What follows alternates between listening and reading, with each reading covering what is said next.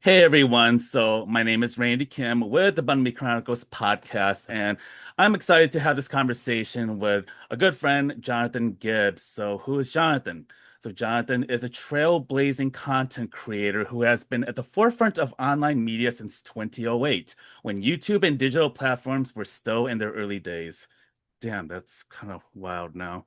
As a Black Filipino American, Jonathan brings a unique perspective on life experiences at the intersection of Black and Asian identity, which he has shared fiercely throughout his career. His past work includes hosting the award-winning podcast, This QPOC Life, which offered nuanced and insightful views of the world through the lens of a queer person of color.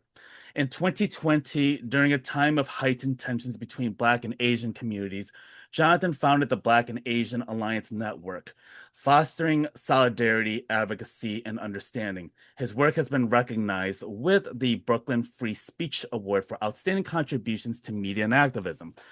Today, Jonathan is the founder and artistic director of the NYC Otaku Choir, a first of its kind community ensemble that blends anime, video game, and Asian pop culture repertoire with choral traditions.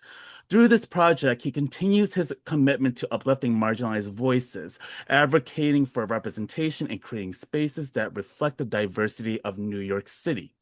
With an unwavering dedication to community, artistry, and social justice, Jonathan continues to inspire and empower others, leaving an indelible mark on both digital and real world stages. So, Jonathan, it feels great to finally have a conversation with you. We have been following each other for the last couple of years, DMing each other, but we've honestly have never had a conversation in real life or at least virtually. And I'm really glad to have that. I will say that how I knew Jonathan was a couple years ago after the George Floyd and Breonna Taylor aftermath. Um, I had found Black and Asian Alliance Network, and I remembered how vital it was because this was something that I was trying to navigate through in my own community as an Asian, Southeast Asian person.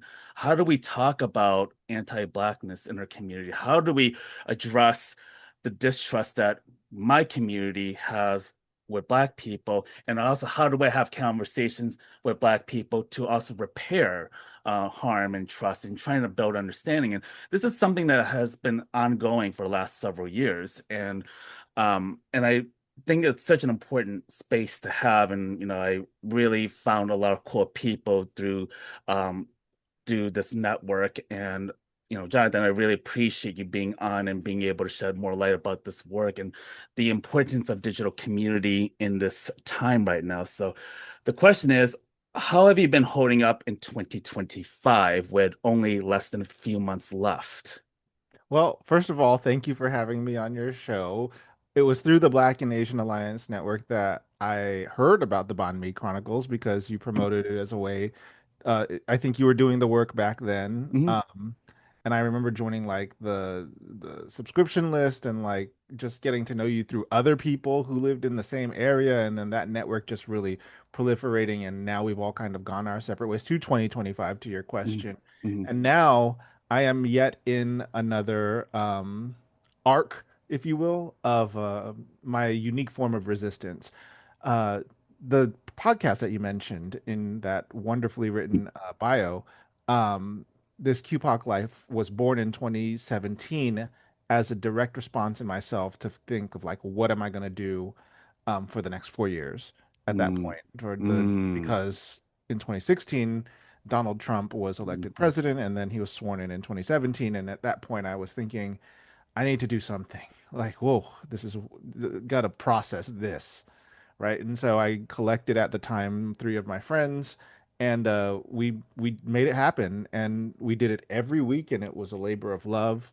Um, and then Black and Asian Alliance happened in response, as you said, to all of the things that were happening in 2020 surrounding Black Lives Matter, but also Stop Asian Hate, which rose out of that back and forth and all around conversation with everybody. And then Donald Trump was elected again in 2024 Mm. and reinstated in 2025.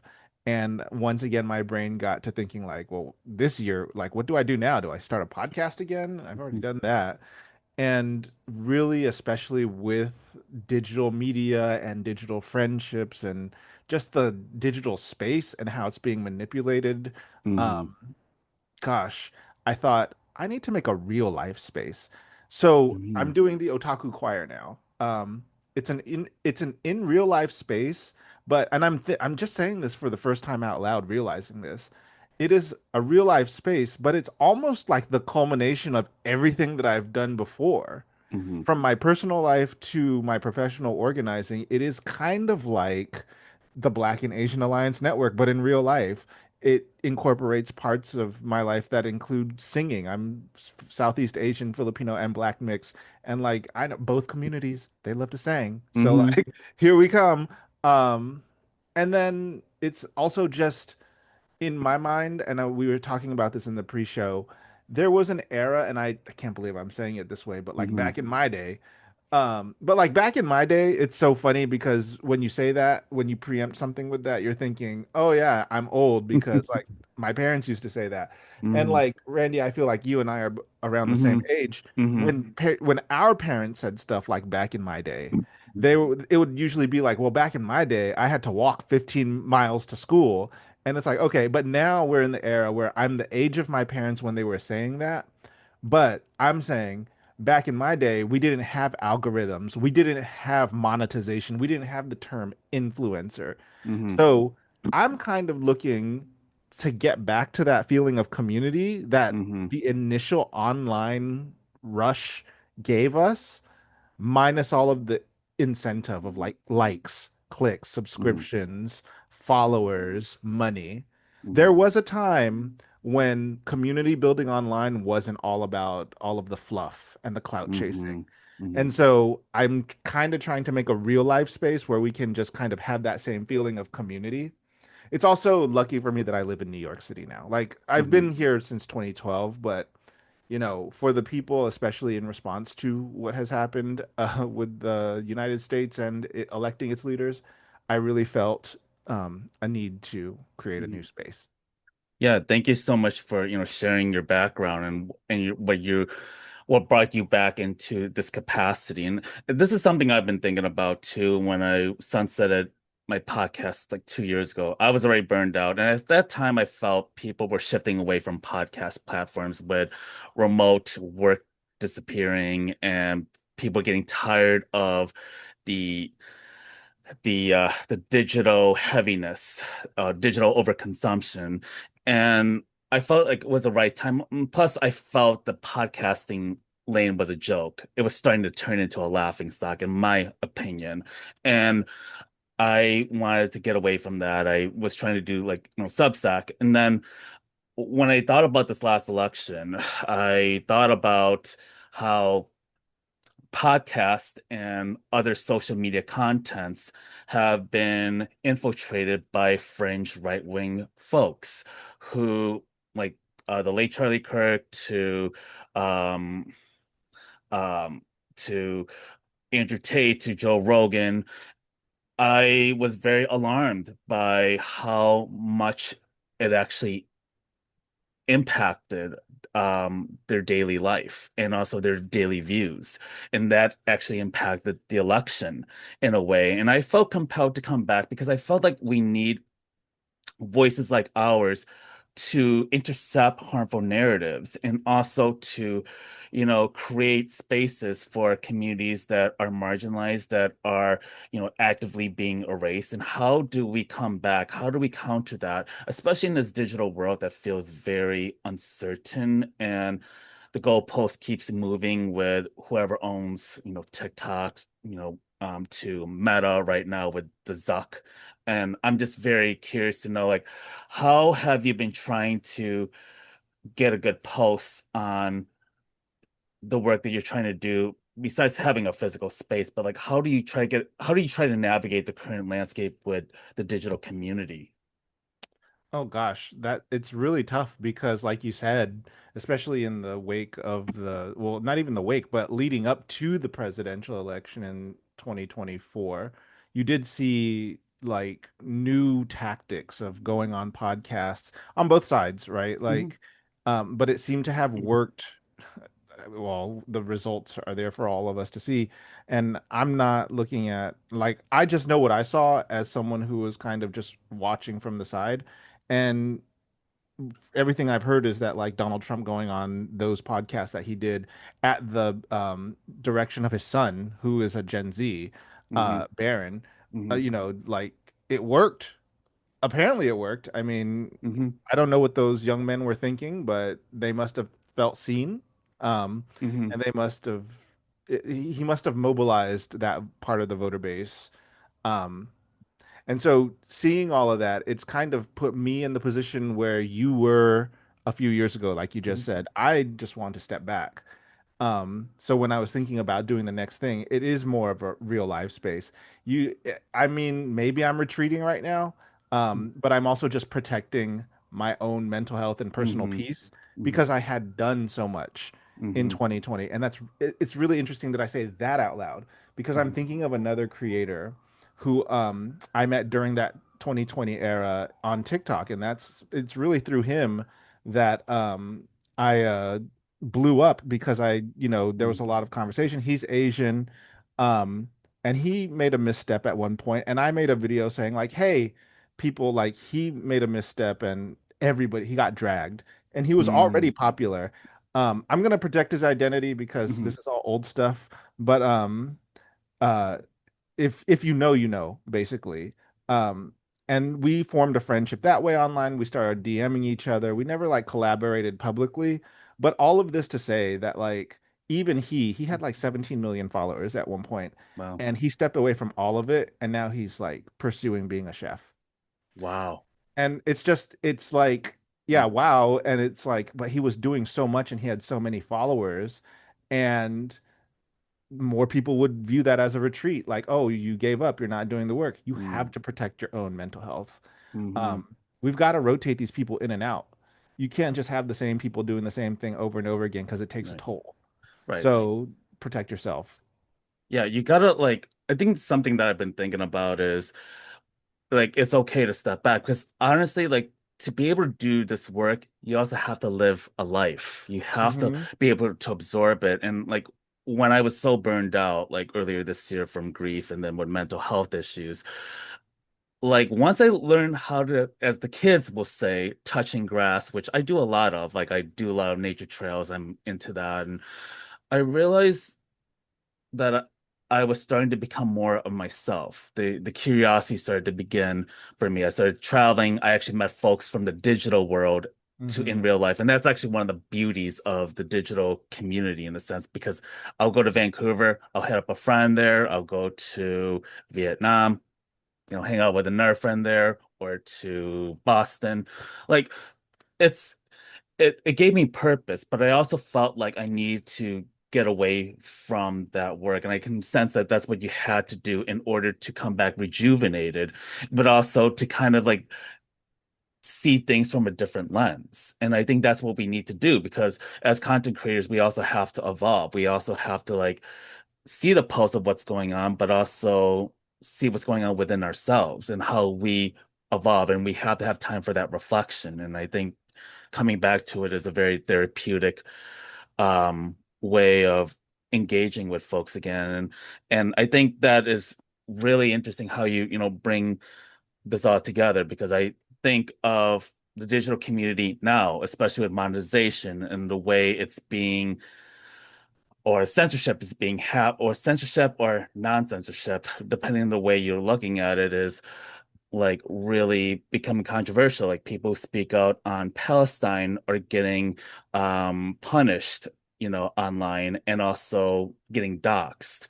Um, I'm curious about like how do you have to like navigate safety like with both community and for yourself, especially, as a marginalized voice, as someone who has a big platform, like how do you try to create a level boundary um to protect your peace. Yeah, I think it is exactly what I've done, and it's touching grass, as you said, and taking all of my past experience and putting it into something that allows other people to touch grass, to disconnect for the screens, even if just for 2 hours a week, right? Um, and again, maybe that seems like retreating from the message of fighting the good fight, but as I said, some people have to be substituted out sometimes. When I was doing all that Black and Asian Alliance Mhm. network work, m mind you, I had, as you said in the biography, I've been doing this since 2008 in different forms, Mhm. podcasts, vlogs, videos, Mhm. talking to people one-on-one, etc. But at the same time, one of your past guests who was just on here recently, Ed Doe, Mhm. I met him and he was not doing the thing that he was doing now, Mhm. right? But now I've stepped out and he has stepped in, and in a mighty way. He Mhm. is like working at DC now. And like if you all don't know, like go back and watch the episode with Ed Doe. He is a beautiful young person. He is very smart, unrelenting, gay. Um, so that's a shout out to him outing me on your podcast. But no, I'm to clear the record, I'm openly gay and queer, and that it's just really funny. But yeah, all this to say, jokes aside, I met Ed when he was somewhere else, not in DC, doing the thing. I knew he had a fiery spirit, and I was Mhm. thinking like, okay, so what's he gonna do? And then he did it. Now he's working at the government, like with people, and here I am. I've taken a step back from doing my type of work. And there's someone else watching this right now who is like, okay, so when am I jumping in? Or there's someone watching like, yeah, I did this back in the 70s and 80s and I'm taking a break. Like, Mhm. go young people. So it's just a constant flux and flow. But number one, you again have to protect your own personal peace. And that can last 1 year, 3 years, 5 years, however long it takes, Mhm. and then you can always jump back in and do what Mhm. you need to do in the moment. Yeah, it's like you could take the Adele break or sometimes the Sade break, which I'm still waiting on a tour for like the past 15 years. So you dated Um, yourself yes, because yes, I know. now I'm 42 years old, so I'm a geriatric millennial. I'm at the upper echelon of it. We're not kids anymore, you as the can claim boomers that like for to yourself. call I'm us. 41 and I just call myself a vintage millennial. So Oh, okay, okay. Vintage millennial, geriatric millennial on my end. And I mean, the other day I was just actually just doing a TikTok challenge on Janet Jackson's "You Want This," and that actually hurt a little more than I oof. was hoping. So that was not an easy choreography. So check that video out if you get a chance. And Oh, I remember that. Because my older sister, so she's only older than me, like 5 years. No, I was Mhm. like in fifth grade. She was in high school, Mhm. but specifically when we lived together, she would watch, oh gosh, what channel? Maybe it was BET and Or Janet the Jackson. You box. I Want remember This? that one too. It was when that video had come out, so it was like Hmm. on every day. That's the one Yes. where they're like driving in the desert, right? Yes, And yes, the yes, drop yes, top and all the, yes. yes, I remember that video. Early in the morning. You Yeah. want this? Yeah. Late in the evening. I, So, I'm surprised that I'm not as big of a Janet fan, just simply because I was like exposed to her so much in that mm, era. It was a same. TLC, I Janet was a Jackson, big. all of that. Like, Mm. and I mean, I'm not a fan, but like, Hmm. really, I don't stand for anybody anyway. Yeah, So yeah. I know that music of that era. I remember Brandy, Oh yeah. I wanna be I'm seeing down. her and Monica doing that reunion tour Oh next month. yeah, the yes. That was my first CD, by the way, Oh that I wow. purchased with my, it was The Boy Is Mine, Brandy and Monica. I should have known I was gay back then. Mine was Mariah Carey Daydream. Yeah. Yeah, Mariah Carey is another one. Yeah, and that new album is pretty hot right now. So I did I see that yeah. on TikTok of all places. That Yeah. yeah. Yeah, it's kind of weird how nostalgia happens, but also like celebrity stand-up has got to be dying out as it should because I feel like we have to reassess what is I don't happening, but also know. what we Because are if you look at, enabling. I don't want Okay, to invoke a K-pop, yeah. certain name. Okay, No, yeah. not even there. I'm talking about in the area where we're talking about. Mm, mm, I mean, I don't want to invoke their wrath, mm, but there are certain people, and I'm not talking about Beyonce. I'm not mm, talking about them. I'm talking about certain other people. mm. They are still standing hard. And to bring it back to online community and culture, Yeah. some of those people find chosen family through those standums, and then some of Parasocial them find, relationships. Hmm. um, and then some of those find enemies for life Hmm. just by saying the wrong thing about the wrong artist. Yeah, I know. It's like if I say one critical thing of Taylor Swift, oh man, those Swifties will just come at you, and Yeah. it's like y'all have to like Internet get reassess. don't get me. I didn't say anything. Y'all have to like reassess your parasocial relationships, and Yeah. that's the way I look at it. Well, the parasocial relationship to the star, but then also, but just the Mhm. relationships with each other. And it Yeah. even goes beyond just stand-up. I'm noticing like there's a lot of activity going on online Mhm. where because you interact with each other every day and because you critique this dynamic or you talk Mhm. about that issue or you're part of, you think that you're part of these same politics, that like you have a Mhm. community and actually, once again, for the third time, you need to touch grass. You Mhm. need to just like disconnect Mhm. and connect with people in real life. It's just Yeah. how I'm feeling nowadays. Yeah, I think that's a very relatable feeling, and to go back like in time, like when you were growing up, when you grew up, being both Black and Asian, I wonder what was the experience like for you in both these communities, and how both of your families have viewed you as being multiracial. I'm very curious to know like the dynamics of what you had to experience early on, and this idea of belonging and what it looked like for you. Yeah, I mean, it wasn't for me, it was really strange because, and I've clocked this like I clocked this in the time that it was happening, but then I reminded myself of like this fact that I'm about to tell you, and it's that when I turned 9 years, so my parents are divorced, first of all. And so from like the age of 1 to 9, I lived with my mom and my Lola, so my grandma on my Filipino side. And like I had a stepdad, he's military, he was a black man, but he was always away. Like this was during like the early 90s, so there was a lot going on with the military at the time where he would be gone for 3 months at a time and things like this.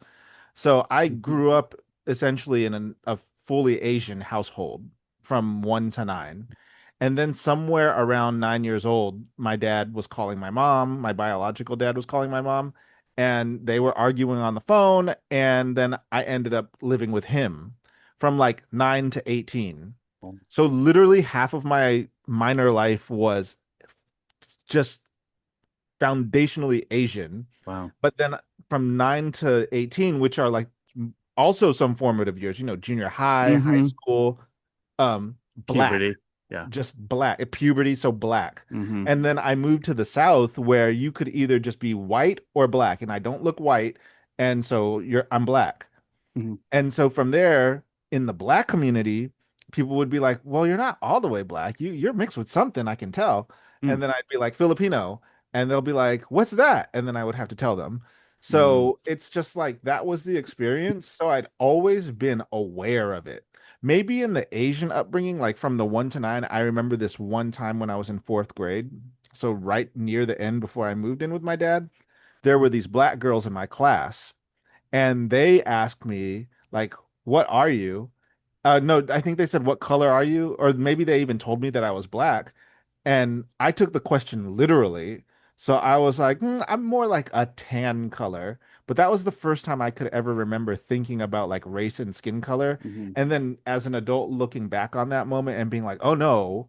Those girls, those black girls were already aware of race and the dynamics of race, Hmm. and they saw someone who looked like them but didn't act or like think about the thing in the way that they did. And they were testing me and they were trying to see if I was aware.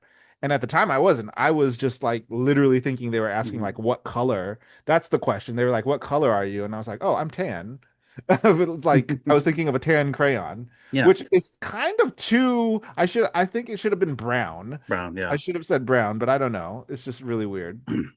Yeah. I also like maybe in your situation, like as you got older or when you went to school, I'm very curious about like the things that you heard about, both of your communities from your respective communities, like how Asian folks felt about Black people and how Black people felt about Asian folks, and how that in a way put you in this very weird spot. I mean, Yeah. I know I'm being very, I No, feel no, like I'm no, being but very, I fully understand. yeah. And what I'm thinking about is like during Black and Asian Alliance Network, Mhm. one of the things that came up for me was when Asian people brought up the movie Rush Hour as Mm-hmm. something that like a lot of people, first of all, on neither side did anybody agree fully on anything, but Mm-hmm. there were like these kinds of majority consensus Mm-hmm. amongst the most loud people. And one of those conclusions was that Rush Hour was problematic. And it's like, well, it was like the 90s. Like, of Mm-hmm. course, everything was problematic. Mm-hmm. And but there were people on both black and Asian side that were like, but some of these jokes are still funny to this day. And then a lot of people were like, no, they're not, and they would never survive today, and it's not cool, and you shouldn't make those kinds of jokes. And to me, when I like processed it, I was like, but they're just jokes. Like black people don't like a lot of black people don't even know a lot of Asian people unless they live in the cities. So Mm-hmm. like these movies went around from urban to rural areas of the United States where black folks live, and that was probably the only time they Mm-hmm. got to see like a Jackie Chan and an interaction between Chris Tucker and Jackie Chan. And so Mm-hmm. those jokes that came out, whatever they would say, those are just jokes. But then I'm thinking like, but you could use that same logic on like Asian people who didn't grow up around black people, and then something harmful being said about black people, and then those Asian people who had never been around black people just running with it or being like, ah, it's just jokes. And how would you feel? Like, so that moment, while at first I was confused about like why would you think Hour is bad? Now I understand it from those people who were like, no, Rush Hour is not cool. Because I was part of the, oh, it's just jokes. So, Mm-hmm. and it wasn't specifically to like Filipino people, it was East Asians and it Mm-hmm. was Jackie Chan in them. So, you know, maybe I even from there there's a little disconnect, right? Mm-hmm. Because but then like on the opposite side of that, a black person might not see the difference. It's like, oh, well, he calls himself Asian, so like wouldn't he be offended if they're making fun of Jackie Chan and people who look like Jackie Chan? And it's like, well, technically, we're Southeast Asian, and even the people who look like Jackie Chan and all of his folks make fun of the people on my part of the Asian spectrum, the Mm-hmm. Southeast Filipino folks. So Mm-hmm. there's a lot of dynamics from that group that a lot of people, we reminded and educated a lot of people about. And one of them was that Asians, Asian communities are very mean to each other Mm-hmm. within Asia. And then I guess not in the younger Asian American communities, especially if you are East Asian American, or maybe so. I've never lived that life, so I don't know what they say to each other in their communities. Mm-hmm. But at least in like Asians in Asia, I've seen it myself, like just going to Japan a few times and then following Instagram pages where like Chinese tourists get a very bad rap all over the world, but very specifically in like Japan. Mm-hmm. So, you know, just there's a lot going on in the world. I don't even know how I ended up on that, but there we are. I landed there. Yeah, no, I think it is a hard dynamic to like really dissect and pull apart because there's like so many different layers to navigate through, and I think that is something that I have been trying to understand more of the last, especially the last several years. And when I look at my upbringing, I grew up in a predominantly fairly white community that was fairly conservative for a long time, and I thought about how I had to unpack my own biases and my own like homophobia that I was internalizing, and also how I thought about even different racial communities, even within my own community that I was very distant from, and how much white adjacency was really affecting me. And I'm very curious about like as you got older, um, what was your own connection to both communities in terms of trying to find spaces and whether it's cultural, whether it's just having friends that look like you or that are part of the Asian diaspora or the Black communities. I'm very curious to know what that has looked like in terms of your own community and trying to find that belonging. Yeah. So having grown up then in the South with my dad's side of the family and it's all black and all this, Mhm. um, very specifically in my very rural part of Mississippi, we had, well, it wasn't in hindsight, like the opportunity is endless. You can go anywhere. But most of the people that go to college there, it's such a small place that they first go to the community college for 2 years, and then they go to a university, whether it's Mississippi State University or Ole Miss, the Hmm. University of Mississippi. That's just the pipeline that they had developed because they all felt like, oh, we come from a small town, so we can't really handle big college yet. So we have to go to the community college, then go up to the big school. So my math teacher actually in my senior year was like, "Have you ever considered going to this particular college?" And I had no idea what an HBCU was, a Hmm. historically black college university was, but there was one in northwestern Mississippi called Rust College, outside of Memphis, Tennessee, and that's where I went to, um, because that math teacher told me about it, and I looked into it and got a full ride scholarship for my undergrad. And then, so like even then, I was amongst all black people again, with some like Asian teachers and whatnot. But it was at that point when I was like in college, especially later on. So I had been around black people and same questions of like, hey, we know you're black, but like you're mixed with something. And like, so just having that constant explanation. And now at this point, people knew where the Philippines was. And so they'd just be like, oh, yeah, he's cool. He's our Blasian friend and all this stuff. And he's one of us and da da da da. And so there was no need for me to ever to question my blackness. But like as this kept on going on, I was like, wait a minute, like it's almost like dishonoring your mom because like I need to tell people that I'm also Filipino. Like they need to know because my mom is here. Like she's a real person. So like at when I was 23, so that was 2008. So if you do the math, but I already said I was 41.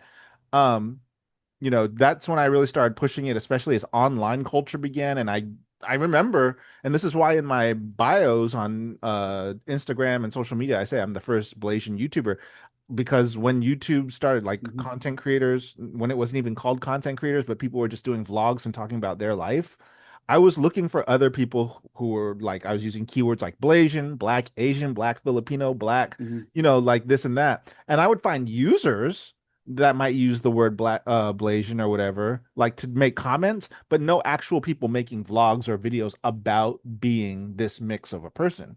So I called myself the first Blasian YouTuber.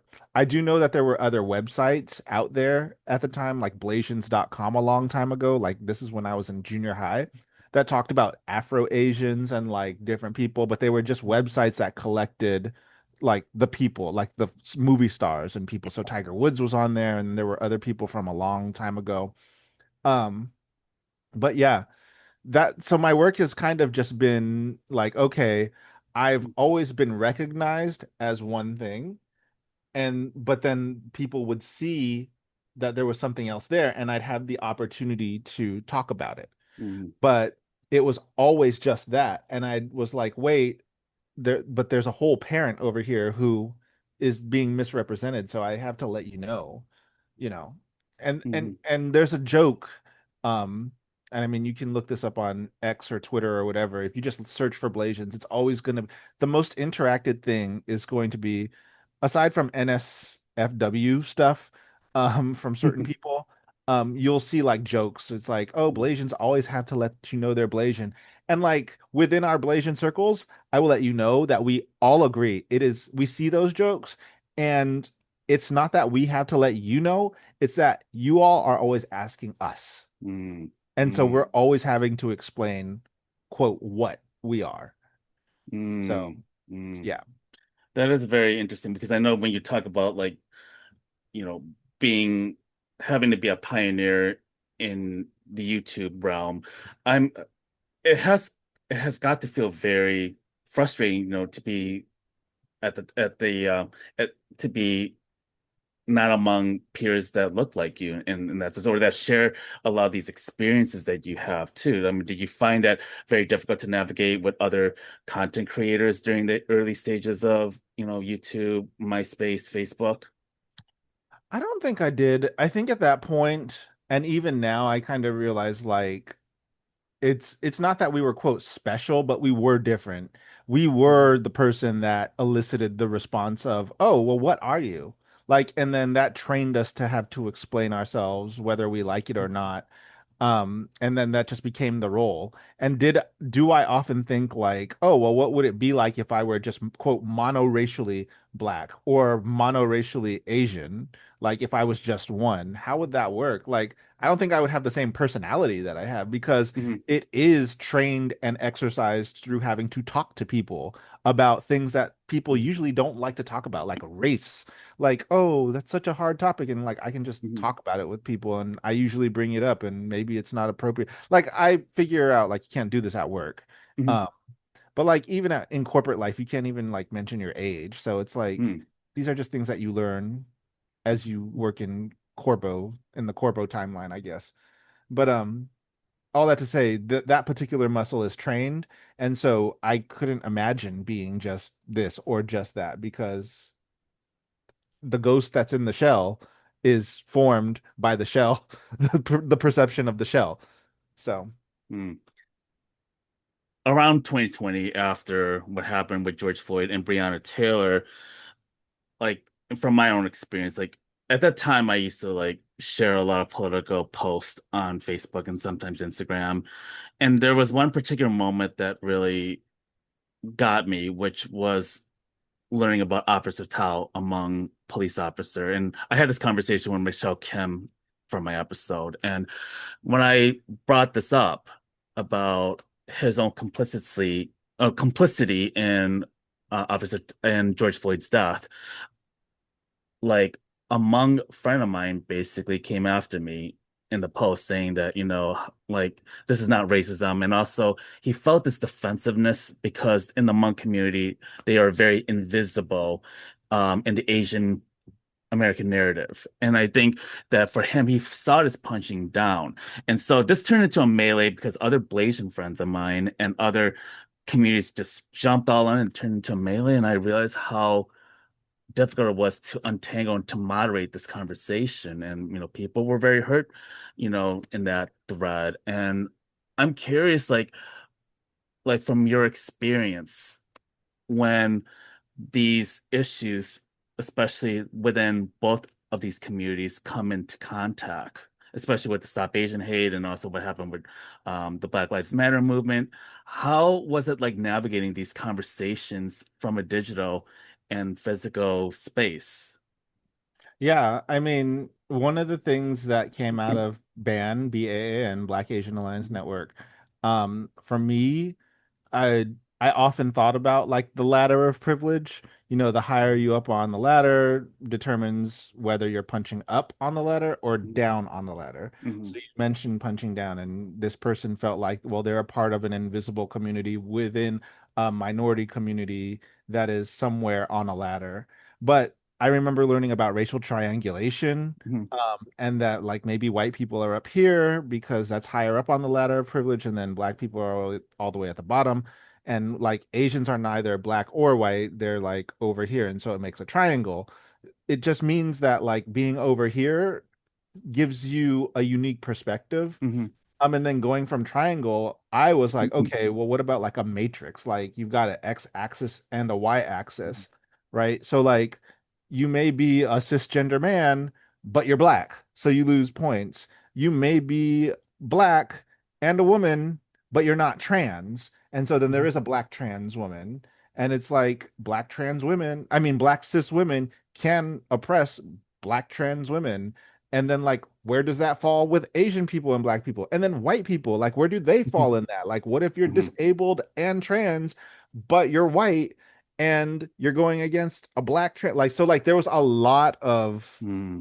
having to think about these dynamics, and ultimately it's ultimate, and I think like a lot of people saw this going on in 2020 and like just tapped out and were like, this is stupid. They thought it was dumb, and I'm like, no, I like thinking about like all these intersections because I am intersectional. I come from like, a whole bunch of different intersections that impact me, but I still have privilege over certain people. So anytime anything like that happens, and I don't know the exact, I mean, you explained it for me, and so this is someone that was defensive over Officer Tao. I would just want to like really process that kind of like how we are talking about it, at least face to face, Hmm. not just in typing. Hmm. And so that is like that whole era was just a lot of typing essays back and forth and being mad and really building up and either confirming your bias or like confirming stereotypes in your mind that you didn't like or whatever. Like this is why I want to get back to real spaces. That's why I'm doing the choir. That's why I feel like all of that Mhm. work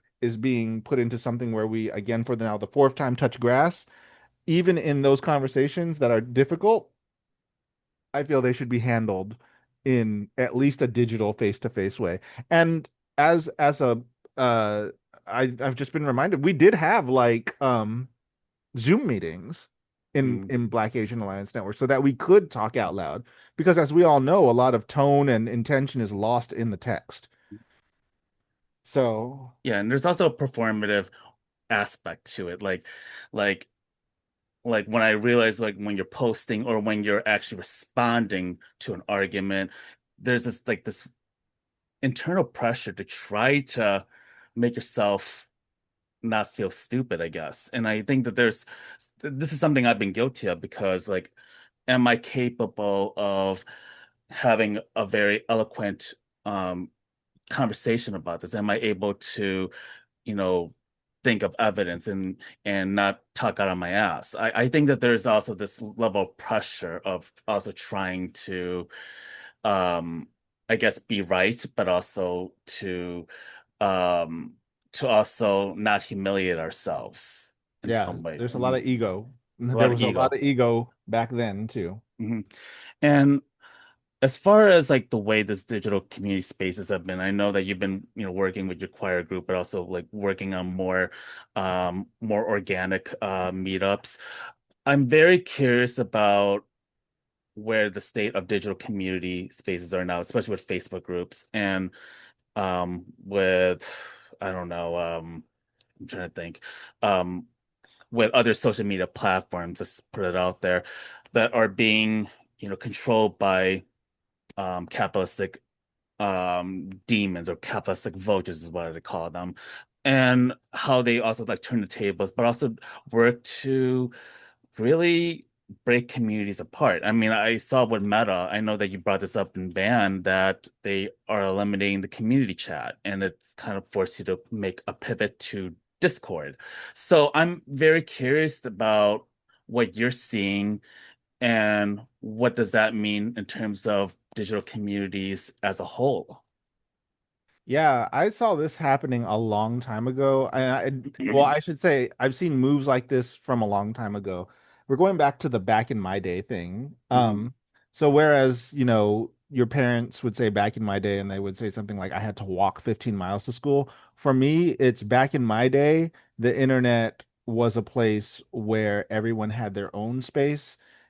Literally, there was a place called MySpace, but then aside from MySpace, there were like independent websites that you could host and like um have a page about like if you like birds it would be there and you could be the person that talks about birds, or if a Final Fantasy VII came out, the video game, and you enjoyed the music, you could post your midis of the soundtrack. There were blog websites and things, but then oh, and then YouTube came along, and YouTube had a whole lot of customization. You could put your Mhm. own banner up there, you could put a lot of information in the sides, you could put a picture, and then at some point around like 2009 or 10, they like kind of just sanitized all of it. I was like whitewashed it. It all looks so boring and flat. Like Mhm. they removed all the customization and then they started adding monetization. And now fast forward to 2025 and you're really having to work with the algorithm. Everybody knows about the algorithm. How does the algorithm drives how you do content? You get rage bait, misinformation. And so we Mhm. live in this era where it's just doom scrolling on 2 second attention spans and people working to be so outlandish that you stop in that 2 seconds and then they get your attention. And it's not healthy and it's not good. Mhm. We came into this thing, especially I'm 1 month apart from Mark Zuckerberg. So when he made Facebook, he made it for people like you and me who were in college at that time. Mhm. Um, and we looked at those younger kids and we were like, wow, look at them. They're gonna come up with all this technology and like they're gonna, and then they did come up with the technology and now look at them. Mhm. Them and their kids cannot socialize in school. They can't hold eye contact, that whole Gen Z stare thing. I haven't experienced it myself, but the Mhm. way everybody has been talking about it, I would not be able to handle just like asking a question and someone just blankly stare at me. And then I have to help you be like, okay, so the next thing you should ask me is like, do I want a napkin or something? Mhm. Like, and that's not too much to ask. And it's making me sound old, but like the technology did not turn out being what we thought it would be, and we need to roll Mhm. it back. Mm. Not in a weird authoritarian 1984 way, but like we need to roll it back for our own mental health. Mhm. I think that there's also like younger people that have decided to stop using Facebook or like get rid of TikTok or That's like good. which I think can be very helpful and like figure out what it is that I need because I have lived my entire existence online. How can I break from that? You know, like I've seen people coming back with the old Polaroid cameras and Oh yeah, that is. the old Nokia phones, the flip But is that phones. is Yeah, that is that anything new? Because I feel like people always like vintage stuff, and it's just that we've true. gotten so old that stuff that was from when we were young is now considered vintage, which is kind of scary. Hmm. So I know. I know it's kind of wild because every time I think of the 2000s, it's like, oh yeah, it's 20 plus years ago. And when I used to do college talks, you know, about my podcasts, I would often start by saying, and this this is going to age me once again, but like I would tell them that you guys weren't even born when I was an undergrad. And I'm just like, damn, I really need to take a nap. I really need to sit down. And I'm just like, it's funny wow. because like I'm in so the choir that I run, it's like anime and video games and then Hmm. Asian Hmm. pop and folk music. But like specifically around the anime and video game talk, people will be like, "Do you know this song? Like it's from this anime." And I'll be like, "No." And they'll be like, "Yeah, it was so long ago, 2010." And I'll be like, "Oh." So I watched Sailor Moon in the 90s and they're like, "That nine like they'll know Sailor Moon, but like somehow there's this weird thing that like the 90s was what 30 years ago now? It's just Jesus. crazy. I know it's kind of weird. And also the oldest Gen Z is right hitting 30.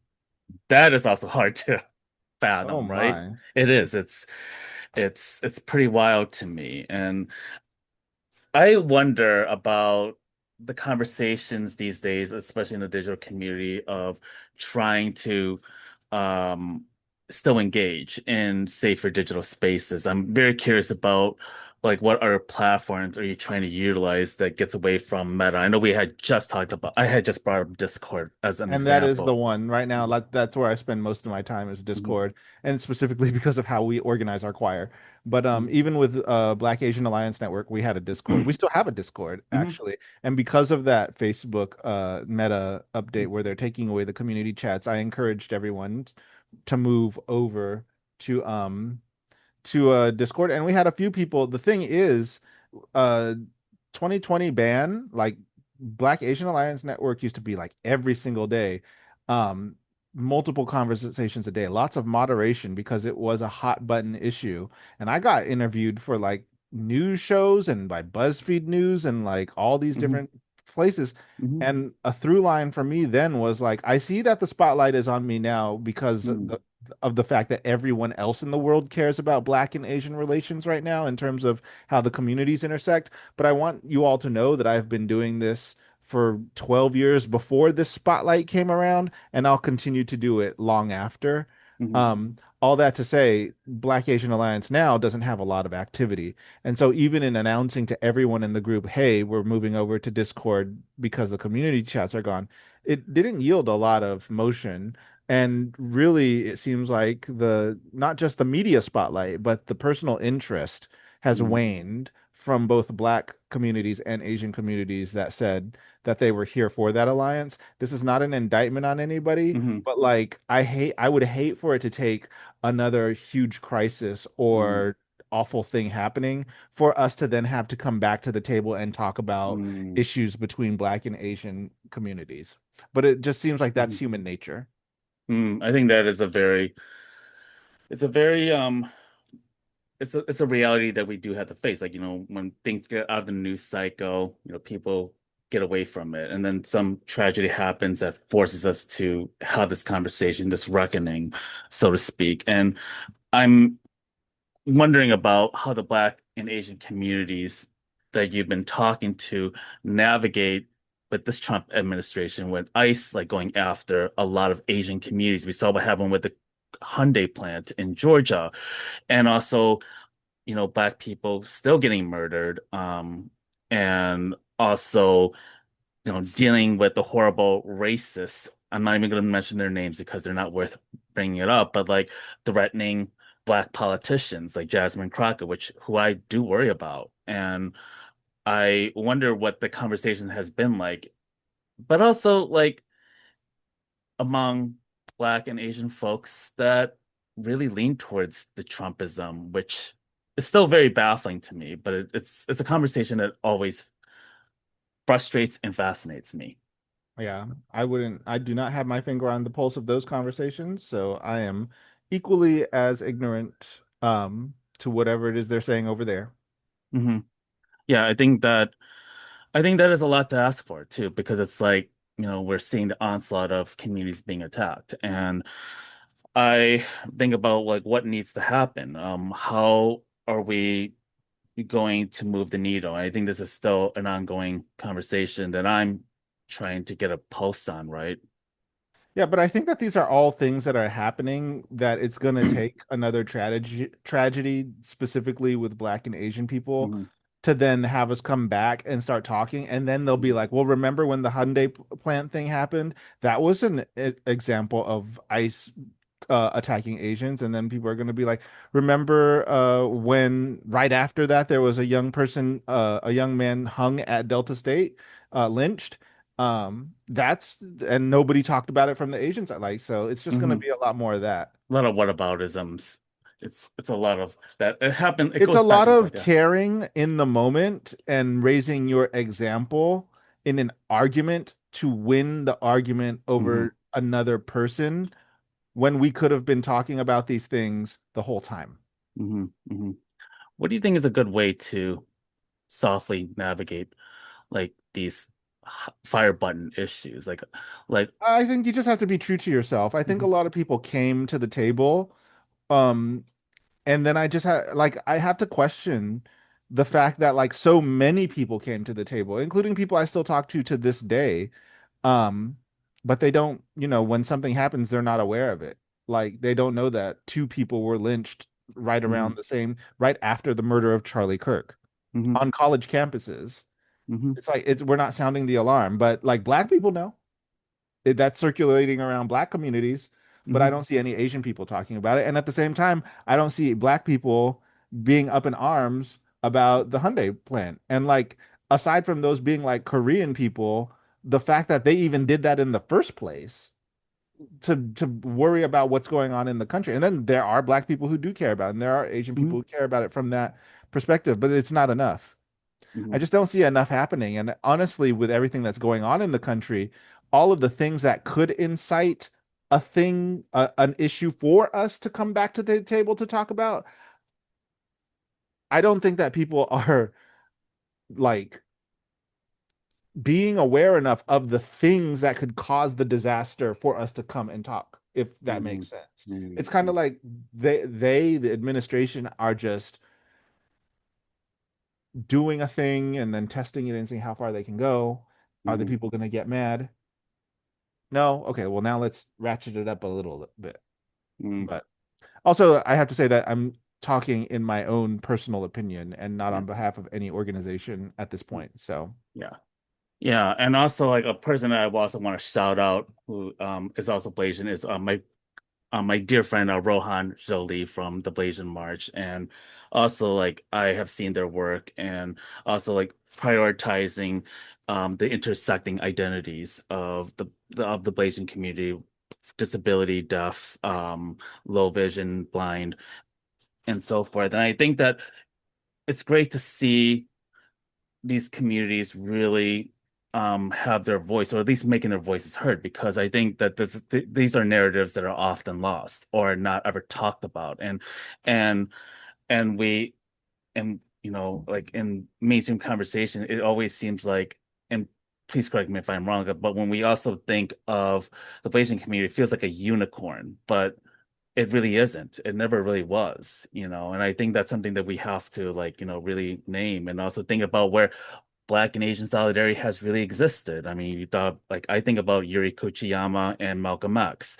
and Kochiyama, Kochiyama's family is multiracial, both Black and Asian. Thinking about Grace Lee Boggs and James Boggs and their solidarity. Do you take a lot of inspiration from like some of these movement leaders that have actually been bridging a lot of these, divides and also working towards liberation work? Not really. I didn't even know who those people were before Mhm, I became an adult because I wasn't aware. And as I started coming into myself and f realizing my own identity, I kind of laid the path for myself on how to constantly explain who I am and what I am. But I didn't look back to like other Black and Asian couples or Black and Asian people. They are examples of other Blasian folks or relationships, but we're all different.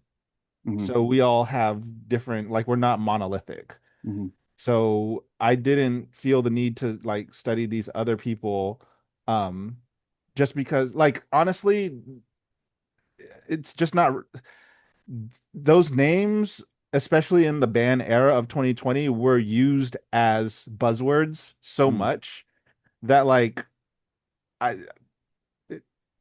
okay, they were who they were, right? mhm, And they are examples in the narrative history timeline. But more importantly, when you have someone like a Rohan Zoli who makes the Blasian March, or a Johnathan Gibbs who does the Black and Asian Alliance Network, again, these are places where the conversation can happen.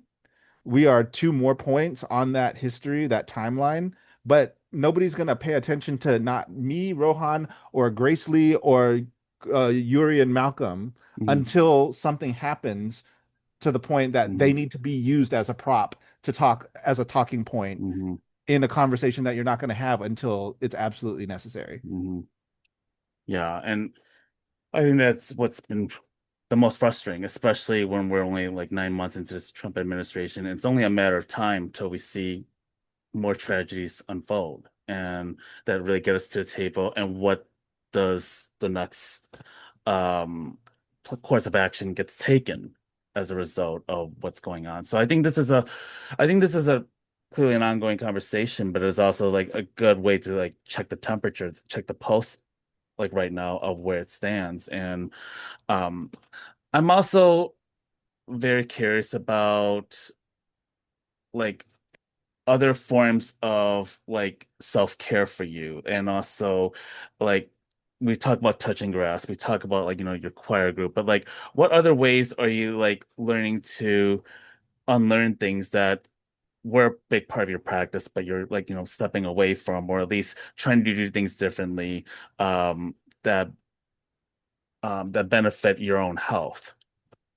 Oh yeah, I mean, I'm still using all the technology, but I'm realizing like I, I think I literally I'm looking at my other monitor and I'm gonna guess I have 30 tabs open right now. Ugh. So like all of these tabs are going towards my organizational work with the choir. However, I still disconnect from that to do like other stuff online.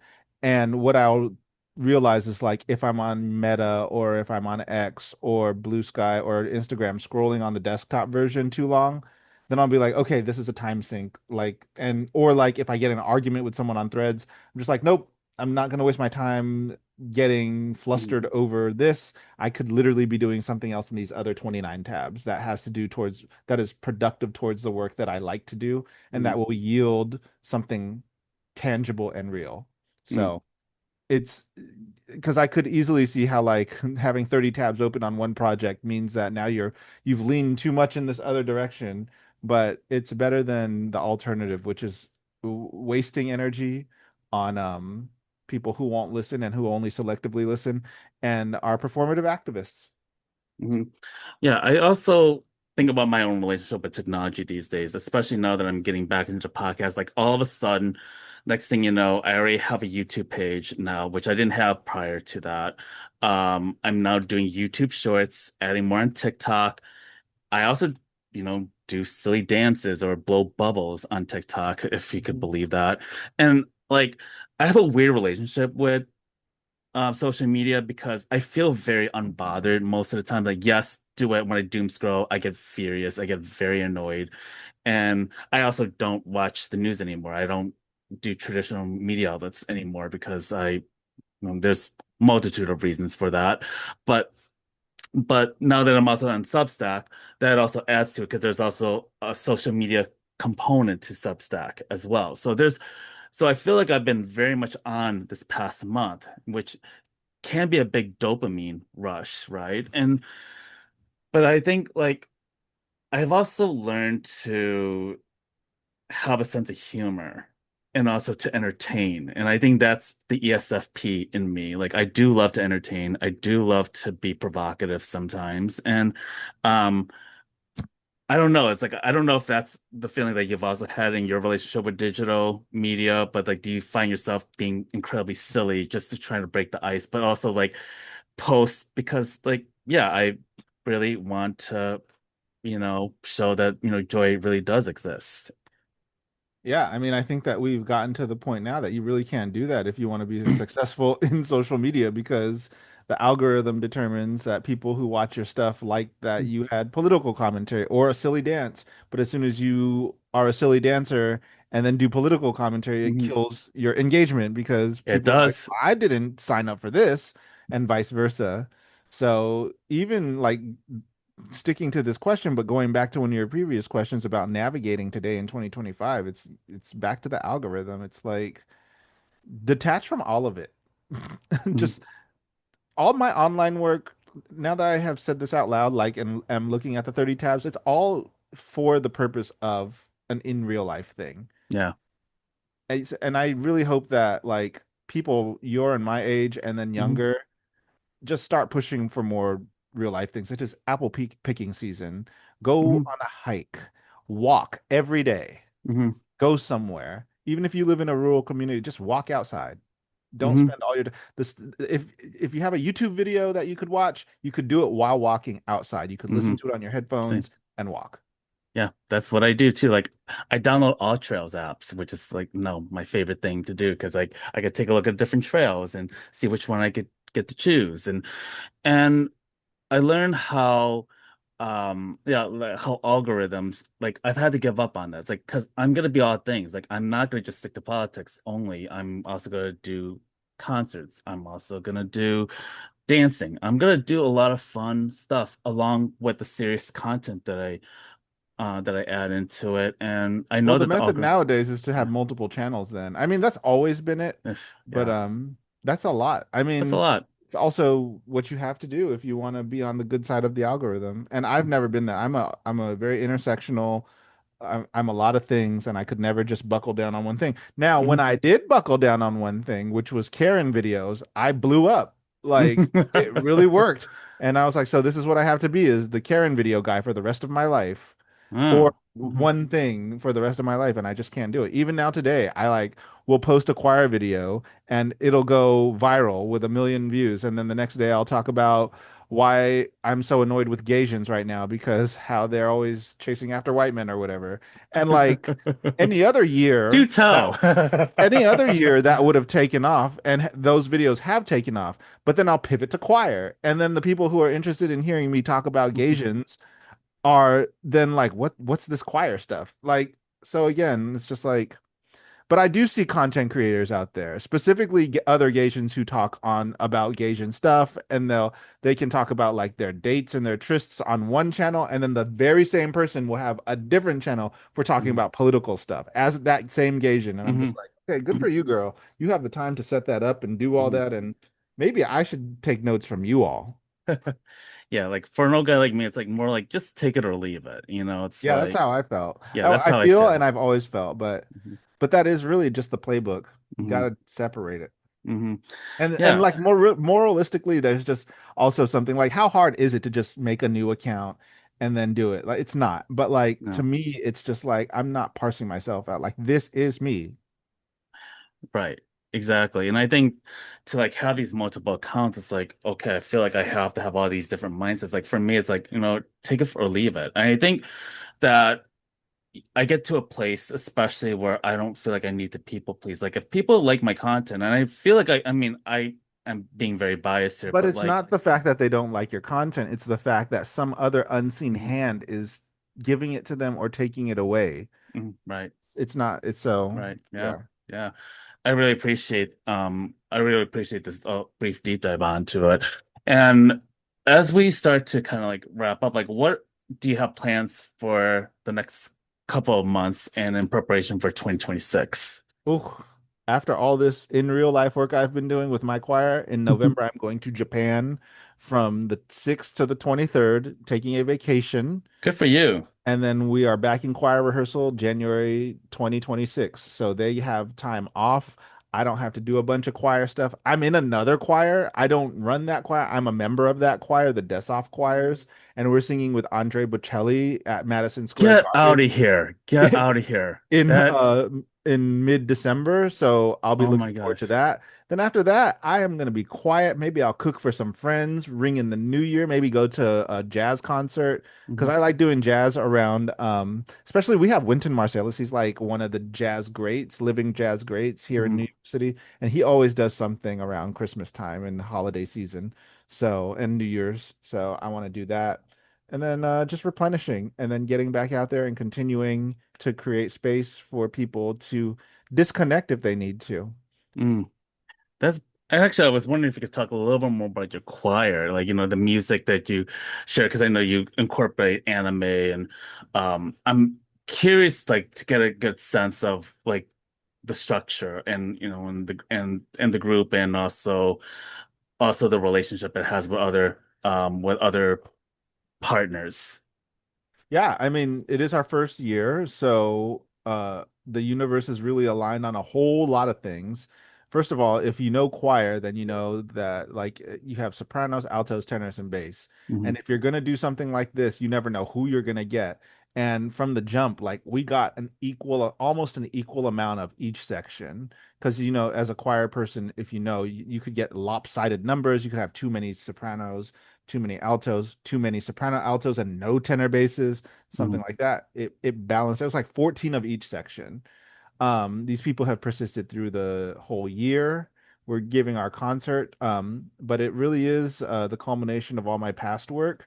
I really felt uh, like Asian folks, especially in 2020, there were like these concerns of like not being seen and this and that. And I'm like, hey, I'm Blasian. Like, I come from a long history of organizing and community building. Why don't I do something for like Asian folks to like center and uplift Asian artistry, music, and tradition? And the greatest thing is I'm not choosing a side because Hmm. I am a vessel of both of these things. I have both of these histories in me, Hmm. the organization and the community building, which is not exclusive to Black people, right? Other like Filipinos and other Asian folks have done community building as well. But I have that personal history. And then also seeing people in digital spaces making these complaints and saying, and I'm like, okay, well, here's a thing that you can do. And here's a thing where you will be centered and uplifted, and everybody else will be an ally. Hmm. So this is an Asian choir, but it has all sorts of people, and it Hmm. really represents the diversity of New York. We do music from anime, old and new, video games, old and new, but I Hmm. have a bias towards Final Fantasy music. And then also like pop Asian music from various Asian communities. We haven't done any South Asian yet. We haven't done any Southeast. We haven't done any Vietnamese, but we're singing Tagalog this semester, Wow. Japanese, Korean, and Chinese or Mandarin. Wow. And like for me as a choir person, I've never like only Mm. one other time in my life, and it was only in the last 3 years, had I sung in a concert where all of those languages were featured. Otherwise, Asian people and like first of all, Black people in choirs, like choral societies, unless you're very Mm. specifically talking about like a Black American spiritual choir or a gospel choir, like where it is a majority Black. If you're talking about like Western classical choral music, in those spaces, maybe one or two, three, four Black people out of like 50, and even less Asian people. But now we have like a choir that sings choral music in the form of anime, video games, and then like stuff that you would sing in high school or college choir, but by Asian composers. or Asian folk tunes and things like this. So really like we're having I think by the time this comes out we will have had our first concert in early October, but there should be a live stream available on YouTube. And so yeah, I've been wearing the shirt the whole time, Otaku Choir. Otaku, of course, being a Japanese word, but we are a Pan-Asian choir. Oh, nice. Thank you so much for sharing all of that. I mean, this sounds incredibly exciting. And I haven't tuned in yet, but I would absolutely check it out. And last question I do have is, if you were to talk to yourself back in 2008, what would you say to that Jonathan? That if you really want to blow up in this market, you gotta separate it. I know you don't want to separate it, but make separate accounts for the different things that you want to talk about and stick to it. Mm, That is thank you. absolutely what I would tell myself. I think we're asking from like a social media perspective. So, Mhm. Yeah, and thank you so much for being on here. It feels great to have you, you know, talking about your work, but also being able to reflect. So I really appreciate you being on, and much love to you and the work that you're doing. and you too. I'm so glad that you're back. I'm glad to have met you. It's funny in the pre-show you said that this is the first time we're verbally speaking to each other, and I'm like, that's impossible. Hmm. But then it is that parasocial thing where we've seen each other's videos and stuff, so we feel like we know each other already, and that can be good. That can, as much as bad as we've been talking about social media, some of these connections can Hmm. be really amazing and really good, and you can talk to people via text or even like this for so long that when you finally do meet in person, it's Hmm. like it's not awkward. It's not Right. because again, back in our day when we were young and meeting people online, parents would be like, "You miss who? You did what online? You're gonna Hmm. go meet who? You're traveling to their city for what?" And Yeah, it's like, but now it's just like, it's second yeah, nature. Yeah, this is someone I've known for years online, and then I have known people for years online, and same. then met them in real life, and there was no awkwardness about it. It's just like, okay, No, so where are we going again? Okay, so this restaurant. Okay, let's go. Da, da, da. And then the conversation continues as if we'd been talking every day for the last 7 weeks. So. yeah, thank you.